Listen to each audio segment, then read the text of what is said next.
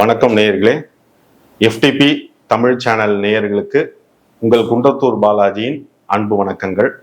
இப்போ இந்த பதிவில் நம்ம பர்டிகுலராக பார்க்கக்கூடிய விஷயம் என்ன அப்படின்னா விஜய். ஏன்னா இப்போ தமிழ்நாட்டில் ரொம்ப பிரபலமான விஷயம் சொல்லிட்டு பார்த்தோம் அப்படின்னா, இப்போ விஜய் மீது பற்றி பேசக்கூடிய அந்த விஷயம்தான் இப்போ தமிழகத்தில் ஃபுல்லாக போய்கொண்டிருக்கிற விஷயம். இப்போ ஜோதிட ரீதியா நம்ம பார்க்கிறோம் அப்படின்னா, சுப கிரகங்கள் சொல்லக்கூடிய குரு, சுக்கிரன், புதன், சந்திரன், இவங்க 4 பேரும். இப்போ இவங்க 4 பேரும் ஒருத்தரோட ஜாதகத்துல வலுவா இருக்காங்க, இல்ல சுப கிரகங்களோட பார்வையில இருக்காங்க, இருக்கக்கூடிய இடத்துல வலுவா இருக்காங்க அப்படின்னா, நிச்சயமா அவங்களை பொறுத்த வரைக்கும் பார்த்தோம் அப்படின்னா ஒரு அபரிதமான யோகம், நல்ல ஒரு சொபிஸ்டிகேட்டட் வசதியான லைஃப்ங்கிறது அவங்களுக்கு கடைசி வரைக்கும் உண்டு. இதுதான் ஜாதகத்துல இருக்கக்கூடிய உண்மையான விஷயம். இப்போ சினிமா துறையில் இருப்பவர்களுக்கெல்லாம் நம்ம மெயினா பார்த்தோம் அப்படின்னா, அவங்களோட ஜாதகத்துல சுக்கிரனோட அனுகூலம், அதாவது சுக்கிரனோட ஆசீர்வாதம்ங்கிறது ஜாஸ்தியா இருக்கும். ஏன் அதை சொல்றேன் அப்படின்னா, கலைக்கு அதிபதி யாருன்னு பார்த்தோம்னா சுக்கிரன் தான். அதனாலதான் பார்த்தோம்னா நடிகர் நடிகைகள் அவங்களோட ஜாதகத்துல பார்த்தோம் அப்படின்னா, கலைத்துறை சம்பந்தமான விஷயங்கள்ல ஒருத்தங்க பிரபலமா இருக்காங்க அப்படின்னா, அவங்க ஜாதகத்தை பார்க்காம நம்ம சொல்லலாம் அவங்களோட ஜாதகத்துல சுக்கிரனோட அந்த அனுகூலம்ங்கிறது ஜாஸ்தியா இருக்கும்னு சொல்லலாம். இப்போ விஜய் அவரோட ஜாதகத்துல நம்ம நிச்சயமா பார்த்தோம் அப்படின்னா, விஜயை பொறுத்த வரைக்கும் நல்ல ஒரு பர்சனாலிட்டி ஃபர்ஸ்ட். ரெண்டாவது பார்த்தோம் அப்படின்னா, அவர் இப்ப சினிமால இருக்கக்கூடிய அந்த இடம்ங்கிறது பார்த்தோம் அப்படின்னா மிகப்பெரிய இடம். நடைமுறையில இப்ப சொல்றாங்க, எல்லாருமே சொல்லுவாங்க. அப்ப தமிழ் திரையுலகத்துல பாத்தீங்கன்னா அந்த காலத்துல எம்ஜிஆர், சிவாஜி அப்படிங்கும் போது அவங்க தான் டாப்ல இருந்தாங்க. அதுக்கப்புறம் பார்த்தோம் அப்படின்னா கமலஹாசன், ரஜினிகாந்த் அவங்க டாப்ல இருந்தாங்க. இப்ப அடுத்த இதுல ஜெனரேஷன்ல நம்ம பார்க்கும்போது பாத்தீங்க அப்படின்னா விஜய், அஜித், இவங்க 2 பேரும் தான் அந்த டாப் மோஸ்ட் பொசிஷன்ல இருக்கக்கூடிய ஆள். இப்ப இவ்வளவு ஒரு உயர்ந்த இடத்துல அவங்க கலைத்துறையில, சினிமா துறையில இருக்காங்க அப்படின்னாலே கன்ஃபார்மா நான் சொல்லக்கூடிய ஒரு விஷயம் என்ன அப்படின்னா, அவங்க ஜாதகத்துல இருக்கக்கூடிய கிரகங்களோட தன்மைங்கிறது ரொம்ப வலுவா இருக்குன்னு தான் அர்த்தம். இப்ப விஜயை பொறுத்த வரைக்கும் நீங்க பாத்தீங்க அப்படின்னா, நான் இதுக்கு முன்னாடி ஒரு 6 மாசத்துக்கு முன்னாடி நான் வெளியிட்ட ஒரு பதிவு, ஒரு வீடியோல நான் சொல்லியிருப்பேன். அதுல என்ன சொல்லியிருப்பேன் அப்படின்னா, ஒரு சாதகமான ஒரு காலகட்டம் அப்படிங்கிறது விஜயோட ஜாதகத்துல இருக்கிறதுனாலதான் அவரை பொறுத்த வரைக்கும் இந்த அரசியல் அந்த ஈடுபாடுங்கிறது ஜாஸ்தியா இருக்குன்னு நான் சொல்லுவேன். நிச்சயமா சிம்பிளான விஷயம் சார், வேற எதுவுமே கிடையாது. நம்ம ஜென்ரலா நம்ம யோசிச்சு பாருங்க, காமனா யோசிச்சு பாருங்க. ஒரு மனுஷன் ஒரு படத்துக்கு 250 இருந்து 300 கோடி ரூபாய் வாங்குறாரு ஒரு படத்துக்கு விஜய். அது எல்லாருக்கும் தெரியும், உலக மக்கள் எல்லாருக்குமே தெரியும். அப்போ அந்த 300 கோடி ரூபாங்கிறது சாதாரண விஷயம் கிடையாது. முதல் விஷயம், ஒரு வருஷத்துல பார்த்தோம் அப்படின்னா அவர் 3ல இருந்து 4 படம் பண்றாரு. 3 படம்னே வச்சுங்க. அப்படி வச்சுட்டீங்கன்னா கூட 900 கோடி. ஒரு மனுஷன் இவ்வளவு ஒரு பெரிய வருமானத்தை விட்டுட்டு அவர் மக்களுக்காக ஏதாவது ஒரு சேவை செய்யணும்னு நினைச்சு அவர் இந்த அரசியல்ங்கிற களத்துல இறங்கியிருக்கார் அப்படின்னா, நம்ம முதல்ல அதை யோசிக்க வேண்டிய விஷயம். முதல்ல நிச்சயமா பாத்தீங்க அப்படின்னா, அவரை பொறுத்த வரைக்கும் பணத்துல அவ்வளவு ஒரு பெரிய ஈடுபாடுன்னு டெஃபினட்டா கிடையாது. அரசியல்ல தான் அவர் பணம் சம்பாதிக்கணும்னு அவசியமே கிடையாது. ஏன்னா அது மக்கள் எல்லாருக்குமே தெரியும். விஜய் ரசிகர்ல இருந்து ஜென்ரலா இருக்கக்கூடிய மக்கள் எல்லாருக்குமே தெரியும். விஜயை பொறுத்த வரைக்கும் இன்னைக்கு அவருக்கு இருக்கக்கூடிய அந்த சொத்து மதிப்பு எல்லாமே நம்ம கணக்கிட்டு பார்த்தோம் அப்படின்னா, அவர் இதுக்காக அரசியல்ல தான் தனியா சம்பாதிக்கணும்னு அவசியம் கிடையவே கிடையாது. அதோட இன்னும் நிறைய மீடியாலாம் சொல்லியிருக்காங்க, அவருக்கு மதிப்பு மரியாதை சேரணும், அவருக்கு பதவி ஆசை, அதெல்லாம். சார் இதெல்லாம் ஒரு ஜென்ரலான விஷயம் சார். இப்ப என்ன அவர் மதிப்பு மரியாதை இல்லாமையா இருக்காரு அவரு? இன்னைக்கு விஜய் அப்படின்னு பாத்தீங்கன்னா ஒரு வீட்டிலையும், ஒரு குடும்பத்திலையும், ஒரு மக்கள் மனசிலையும் விஜய் வாழ்ந்து கொண்டுதான் இருக்காரு.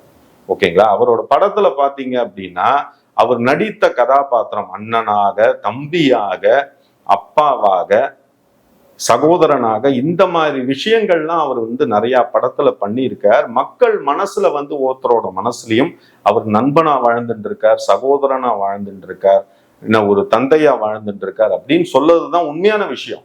இன்னைக்கு விஜயை பொறுத்த வரைக்கும் பாத்தீங்கன்னா சின்ன குழந்தையில இருந்து வயசானவங்க வரைக்கும் வீட்டுல விஜய்க்கு ரசிகருங்கிறவங்க எக்கச்சக்க பேர் இருக்காங்க. ஓகேங்களா? அதனால அவருக்கு தனியா இனிமே மரியாதை, மதிப்பு அப்படின்லாம் நம்ம இது பண்ண வேண்டிய அவசியமே கிடையாது.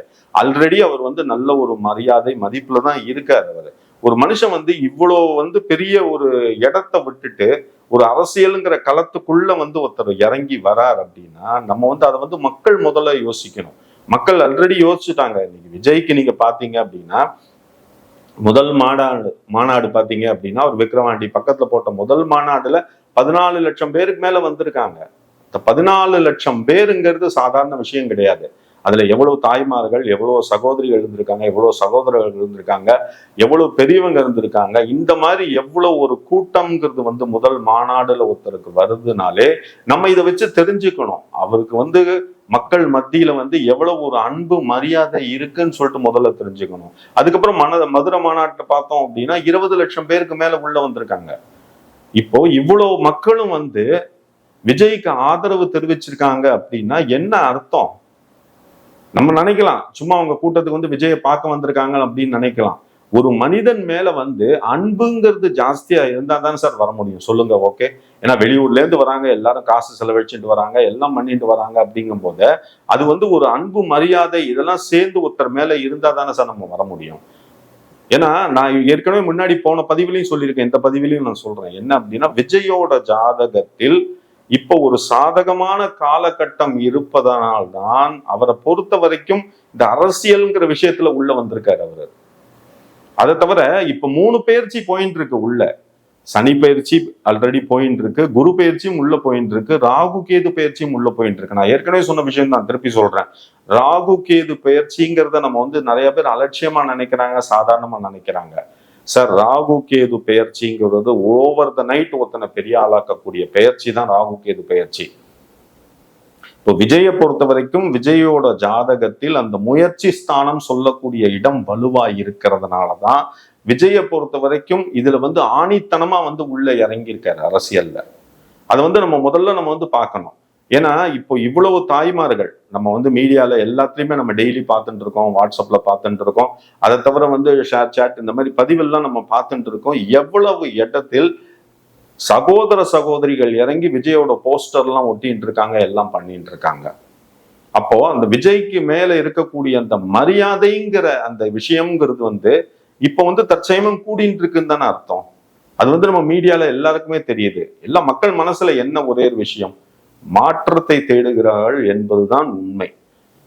ஒரு நல்ல தலைவன், அதுவும் நமக்கு பிடித்த தலைவன் ஒருத்தன் வந்து வரமாட்டானா, நமக்கு வந்து நல்லது செய்ய மாட்டானான்னு சொல்லிட்டு மக்கள் வந்து அது வந்து ஒரு பாசத்தோட விரும்புகிறார்கள். அதுதான் உண்மையான விஷயம். இன்னைக்கு எப்படி வேணாலும் இருக்கலாம். ஏன் சார், எம்ஜிஆர் வந்து அரசியல் களத்துக்குள்ள எம்ஜிஆர் வந்து தனியா அதிமுகன்னு ஆரம்பிச்சு உள்ள வரும்போது அவருக்கு வராத சோதனையா வந்திருக்கு சொல்லுங்க நீங்க. அவருக்கு எவ்வளவு சோதனைகள், எவ்வளவு பிரச்சனைகள். அவரை வந்து அப்படியே அந்த ஒரு கட்சியவே மூடுறதுக்காக அவ்வளவு பிரளயங்கள் எல்லாம் நடந்தது. ஆனா அதையும் தாண்டி இன்னைக்கு வந்து பாத்தீங்க அப்படின்னா அதிமுகவை வந்து ஒரு பெரிய லெவல்ல வந்து எம்ஜிஆர் காலத்துல இருக்கும்போது கொண்டு வந்து நிறுத்தினார். அதிமுகவை தவிர வந்து வேற எந்த கட்சியும் கிட்டக்க வரத்துக்கு பயப்படுவாங்க, அதிமுகவோட ஆப்போனண்டா வரத்துக்கு பயப்படுவாங்க. அதுக்கு காரணம் ஏன் அப்படின்னா எம்ஜி ராமச்சந்திரன்ங்கிற சிங்கம் வந்து உள்ள இருந்தது. அதுதான் ஒரு மெயினான விஷயம். அவர் வந்து எல்லாரையும் பயத்தினால கட்டுப்படுத்தல சார், பாசத்தினால கட்டுப்படுத்தினார் சார். அதையே தான் வந்து இப்ப வந்து மக்களோட கருத்து என்ன, மக்களுக்கு நீங்க இப்ப டிவில எல்லாம் நீங்க பாத்தீங்கன்னா, நிறைய மீடியால பாத்தீங்கன்னா மக்கள்லாம் விஜய என்ன சொல்றாங்க, ஒரு அம்மா அழுகிறா, என்னோட குலசாமி, என்னோட தெய்வயா நீ வரணியா அப்படிங்கிறாங்க. அதாவது ஒவ்வொருட மக்கள் மனசுலயும் விஜய் வந்து கருப்பண்ண சாமியாக இருக்கிறார், குல தெய்வமாக இருக்கிறார், பெரிய கருப்பு சுவாமியாக இருக்கிறார். அவர்களுக்கு என்னென்ன இஷ்ட தெய்வமோ அவங்கள இஷ்ட தெய்வத்தோடைய அந்த உருவத்துல வந்து விஜய் வந்து ஒருத்தரோட மனசுலயும் உட்கார்ந்துட்டு இருக்காருங்கிறது தான் உண்மை.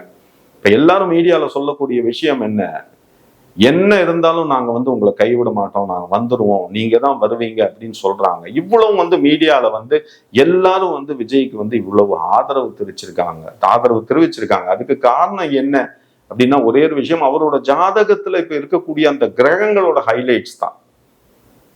நிச்சயமா சார், அதாவது ஒருத்தன் வந்து ஒரு பெரிய வந்து ஒரு பொசிஷனுக்கு வரத்துக்கு ஜாதகத்துல இருக்கக்கூடிய கிரகங்கள் வந்து சாதகமா இருக்கணும்.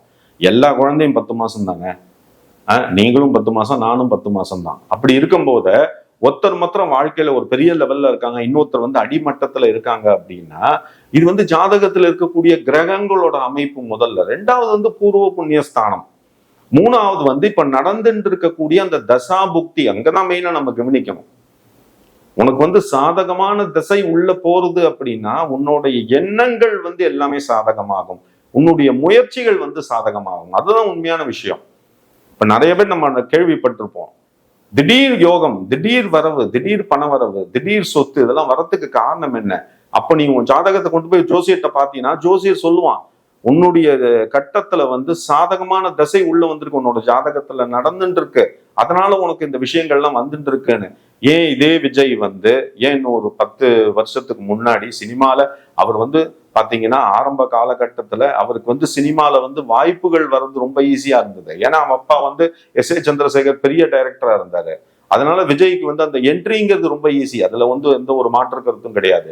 விஜய் ஈஸியா உள்ள வந்துட்டாரு, ஏன்னா டைரக்டரோட சன்னுங்கிறதுனால உள்ள வந்துட்டார். ஆனா உள்ள வந்த உடனே அவ அப்பாவோட சப்போர்ட்டுங்கிறது விஜய்க்கு என்ன, விஜய்க்கு தொடர்ந்து அவ அப்பா வந்து படம், அவரோட சொந்த படம் வந்து விஜய்க்கு ரிலீஸ் பண்ணிட்டே இருக்காரு. காரணம் ஏன் அப்படின்னா மக்கள் மனசுல தன்னோட புள்ள வந்து என்னைக்குமே நிலைச்சிருக்கணும்னு சொல்லிட்டு ஆசைப்பட்டார்.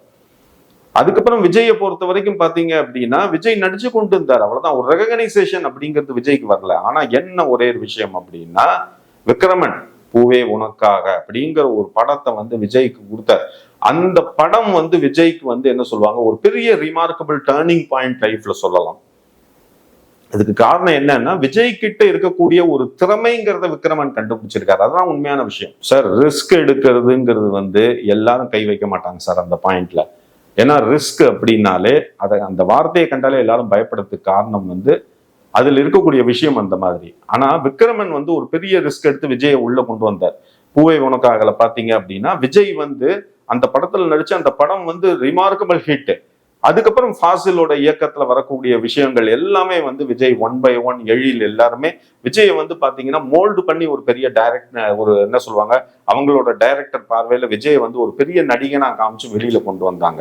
அந்த மாதிரி விஜய் வந்து ஸ்டெப் பை ஸ்டெப்பா அவரோட விஷயத்துல வளர்ந்து மேல வந்திருக்காரு. மக்கள் மனசுல பாத்தீங்க அப்படின்னா விஜய் வந்து ஒரு ஸ்ட்ராங்கான ஃபவுண்டேஷன் போட்டு உள்ள உட்கார்ந்துட்டு இருக்காரு. அவ்வளவு சீக்கிரம் வந்து அந்த ஃபவுண்டேஷன் அந்த அஸ்திவாரத்தை வந்து யாராலையும் கலைக்க முடியாது, அதுதான் உண்மை. இப்ப கூட விஜய் வந்து எனக்கு அரசியல் வேண்டாம்னு சொல்லிட்டு பின்னாடி போனா கூட விஜய்க்கு வந்து படம் கொடுக்கறதுக்கு வாய்ப்புகள் கொடுக்கறதுக்கு ப்ரொடியூசர் டைரக்டர் எல்லாருமே காத்திருக்காங்க சார். அதெல்லாம் விட்டுட்டு அவர் ஏன் வராரு? மக்களுக்கு ஏதாவது பண்ணணும், நம்மளை ஒரு பெரிய நடிகனா ஆக்கின மக்களுக்கு நம்ம ஏதாவது பண்ணணும் அப்படின்னு சொல்லிட்டு ஒருத்தர் உள்ள வந்திருக்க அப்படின்னா நம்ம வந்து டெஃபினட்டா அதை பார்க்கணும். இது வந்து விஜய் வந்து ஓவர் த நைட் எடுத்த முடிவு கிடையாது, அதுதான் உண்மை. இந்த மாதிரி ஒரு அரசியல், இந்த மாதிரி ஒரு களத்துக்குள்ள நம்ம இறங்க போறோம் அப்படின்னா அதுக்கு முன்னாடி வந்து அவர் எவ்வளவு ப்ரிப்பரேஷன் பண்ணியிருப்பார், அவர் மைண்ட் அளவுல வந்து எவ்வளவு தீர்மானங்களை வந்து அவர் வந்து எண்ணத்துல ஓடி இருக்கும், எல்லாம் பண்ணியிருக்கோம். ஒரு டிசிஷன் எவ்வளவு பேர்ட்ட அவர் வந்து டிஸ்கஷன் பண்ணியிருப்பார், எல்லாம் பண்ணி தான் சார் இதுல உள்ள வந்திருக்காரு. அவரோட அந்த பஸ்ஸோட செட்டப்பே பாத்தீங்க அப்படின்னா அதுவே நம்ம தெரிஞ்சுக்கலாம் அவர் வந்து எவ்வளவு தூரம் வந்து அரசியல்ல ஒரு ஈடுபாடோட இருந்து அவர் ஆரம்பிச்சு கொண்டு வந்திருக்காரு சொல்லிட்டு. சார் வழுக்கல் சறுக்கல் எல்லாமே லைஃப்ல எல்லாருக்குமே வரும் சார். ஆனா அந்த கிரகங்களோட தீர்மானம்ங்கிறத யாராலையும் மாற்ற முடியாது.